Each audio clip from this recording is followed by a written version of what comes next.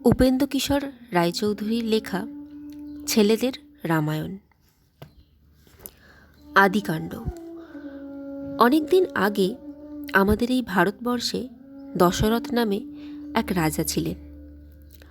সরয়ূ নদীর ধারে অযোধ্যা নগরে তিনি রাজ্য করিতেন। সেকালের অযোধ্যা নগর 48 ক্রোশ লম্বা আর 12 ক্রোশ চওড়া ছিল। তাহার চারিদিকে প্রকাণ্ড দেওয়ালের ওপর লোহার কাঁটা দেওয়া ভয়ঙ্কর অস্ত্র সকল সাজানো থাকিত। সে অস্ত্রের নাম শতঘ্নি, কেননা তাহা ছুঁড়িয়া মারিলে একেবারে 100 লোক মারা পড়ে। তখনকার অযোধ্যা দেখিতে খুব সুন্দরও ছিল।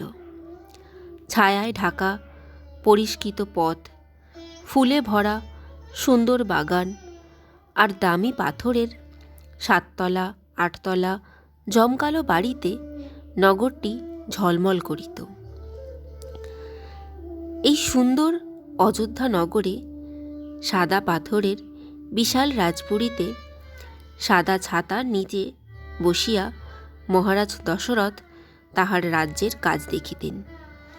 ধৃষ্টি, বিজয়, অকোপ, জয়ন্ত, সুমন্ত্র, সুরাষ্ট্র, ধর্মপাল আর রাষ্ট্রবর্ধন নামে তাহার 8 জন মন্ত্রী এমন বিদ্বান, বুদ্ধিমান আর ধার্মিক ছিলেন যে তাহার দেশে একটিও অন্যায় কাজ হইতে দিতেন না। সে দেশে চোর ডাকাত ছিল না। ভালো ছাড়া মন্দ কাজ কেহ করিত না। ভালো খাইয়া, ভালো পড়িয়া, ভালো বাড়িতে থাকিয়া সকলেরই সুখে দিন যাইত। রাজা দশরথ তাহাদিগকে এত স্নেহ করিতেন যে আর কোনো রাজা তেমন করিতে পারিতেন না। দশরথকেও তাহারা তেমনি করিয়া ভালোবাসিত। হায়, এমন রাজা দশরথ, তাহার একটিও ছেলে ছিল না।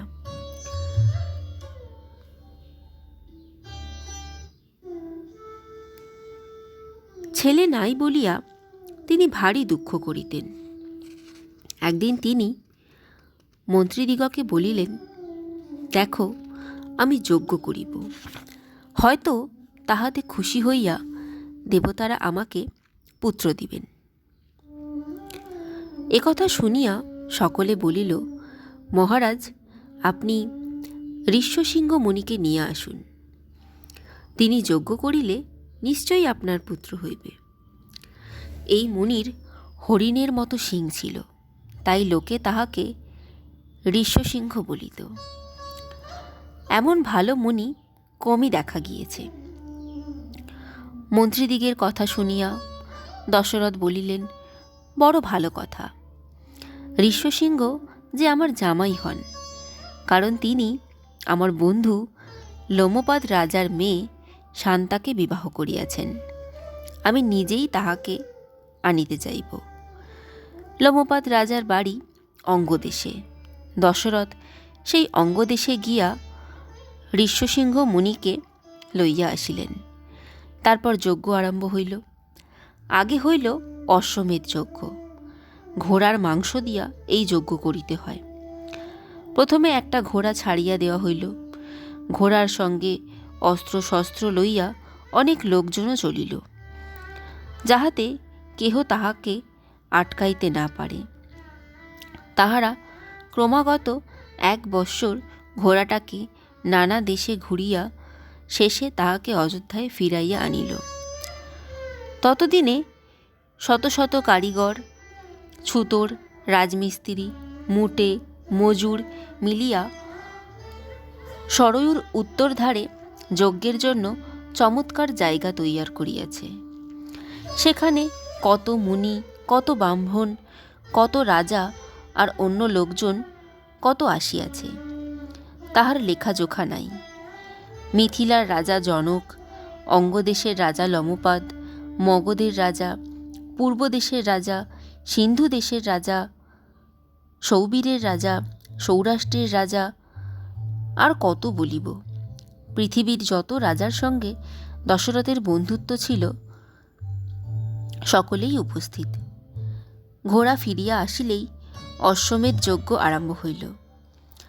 যজ্ঞের কয়দিন সকলে কি আনন্দ করিয়া যে নিমন্ত্রণ খাইল তাহা কি বলিব।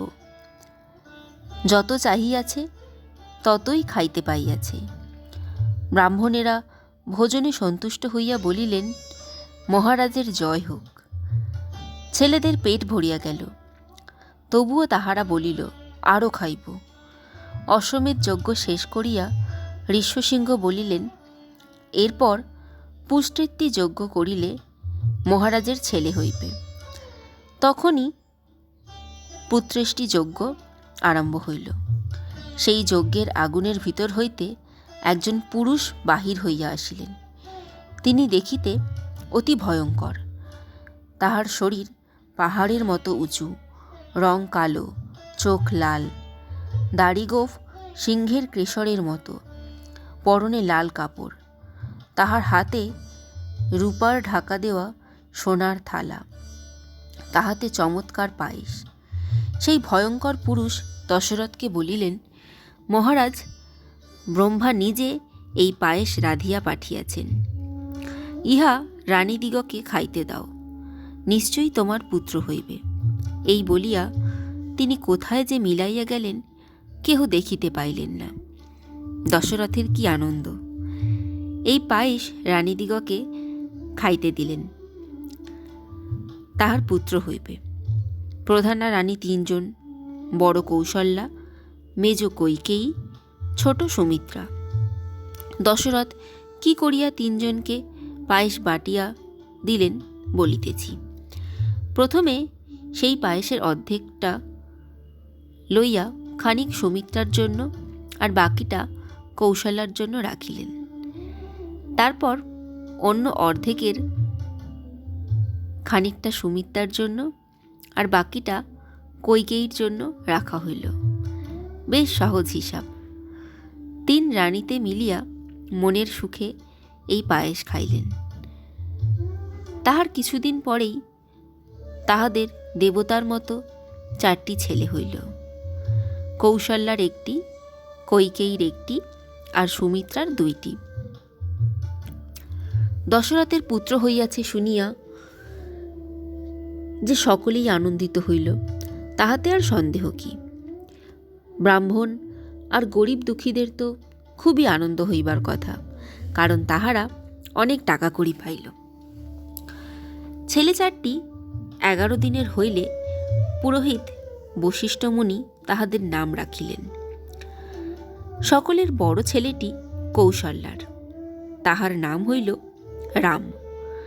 তাহার পরেরটি কৈকেয়ীর, তাহার নাম হইল ভরত। আর 2টি সুমিত্রার, তাহাদের নাম হইল লক্ষণ আর শত্রুঘ্ন।